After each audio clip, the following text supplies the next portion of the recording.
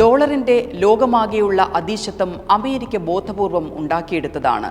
അവരുണ്ടാക്കുന്ന താൽക്കാലിക ട്രാപ്പുകളിൽപ്പെട്ട് ഒരിക്കലും ജയിക്കാൻ കഴിയാത്ത യുദ്ധങ്ങളിൽ ഏർപ്പെടരുതെന്ന ബോധ്യം നമ്മുടെ സാമ്പത്തിക വിദഗ്ധർക്കുണ്ട്. അതുകൊണ്ട് ഇന്ന് ഡോളറിനെതിരെ രൂപയെ ഒരു അക്കത്തിൽ നിർത്താൻ വേണ്ടിയല്ല RBI പോരാടുന്നത്. അതിനേക്കാൾ പ്രധാനപ്പെട്ട ഒന്നിനെ സംരക്ഷിക്കാനാണ് RBI ശ്രമിക്കുന്നത്. അതാണ് സാമ്പത്തിക സ്ഥിരത. ശക്തമായ രൂപ എന്ന പേരിലെ കേവലമായ പ്രതിച്ഛായയ്ക്ക് പിന്നാലെ പോകാതെ നാണയപ്പെരുപ്പം നിയന്ത്രിക്കുന്നതിലാണ് നമ്മൾ ശ്രദ്ധ കേന്ദ്രീകരിക്കുന്നത്. ഓരോ ഇന്ത്യൻ കുടുംബത്തെയും വിലക്കയറ്റം ബാധിക്കാതെ ചേർത്ത് നിർത്താനാണ് RBI മുൻഗണന കൊടുക്കുന്നത്.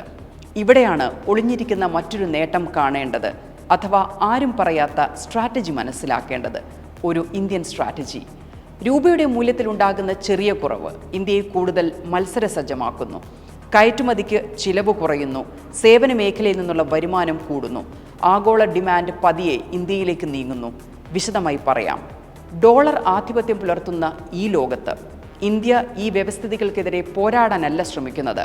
പകരം അതിനുള്ളിൽ നിന്ന് എങ്ങനെ വിജയിക്കാമെന്നാണ് പഠിപ്പിക്കുന്നത്.